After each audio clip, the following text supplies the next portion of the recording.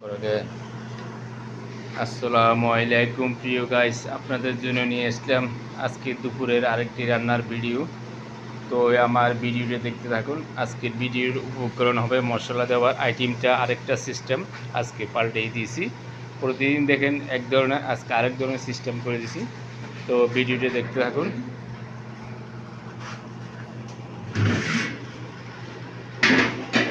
এখানে আগে আমার সব মাছের মাথা দিয়েছি, অনেকগুলো আমার সকালে যদি তোলো। এই যে এখানে এখন আমি দিচ্ছি পেঁয়াজ। আপনারা দেখতে পারেন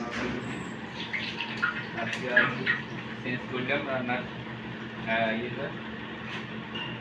ভিডিও দেখতে থাকুন। আমি এখানে দিলাম পেঁয়াজ,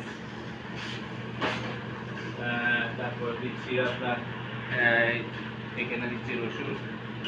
এই যে রসুন দিচ্ছি, রসুনটা দেখেন আমার আজকের সিস্টেমটা পাল্টে দিয়েছি। আজকে আরেকটা নতুন সিস্টেম। এই যে আমি এখানে আদা দিচ্ছি। ভিডিওটা দেখতে থাকেন, কে কোথা থেকে দেখছেন লাইক করুন, শেয়ার বানাবেন। রান্না শিখুন, রান্নাটি ভাজার প্রকারে আছে, এই কয়েকটা দেখাচ্ছি মাত্র। তো আপনার ভিডিওটা দেখতে থাকুন। এখানে দিচ্ছি আমি এখন হলুদ দিচ্ছি, 1 চামচ হলুদ দিচ্ছি, আর হালকা দিয়ে দিলাম। হলুদ বেশি দেওয়া যাবে না। তারপরে দেখেন এখানে মরিচ দিচ্ছি 1 চামচ, 2 চামচ, 3 চামচ, আরও দেব 4 চামচ মরিচ দিলাম। ভিডিও দেখতে থাকুন। আর মশলার উপকরণ, তারপরে দিচ্ছি আমি এখানে লবণ, পরিমাণ মতো লবণ দিচ্ছি 1 চামচ, 2 চামচ, 3 চামচ, 4 চামচ লবণ দিলাম। এখানে প্রায় 350 ছাত্র রান্না হচ্ছে। ভিডিওটা দেখতে থাকুন। আমি মশলা উপকরণটা দিলাম। তারপর দেখুন,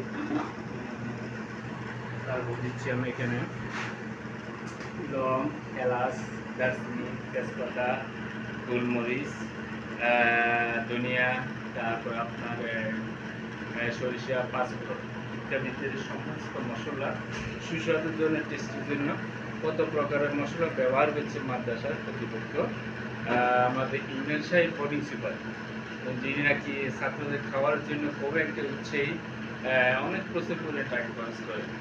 ইউনিয়ন সাহেব কত প্রকারের মশলা দিচ্ছে এখানে।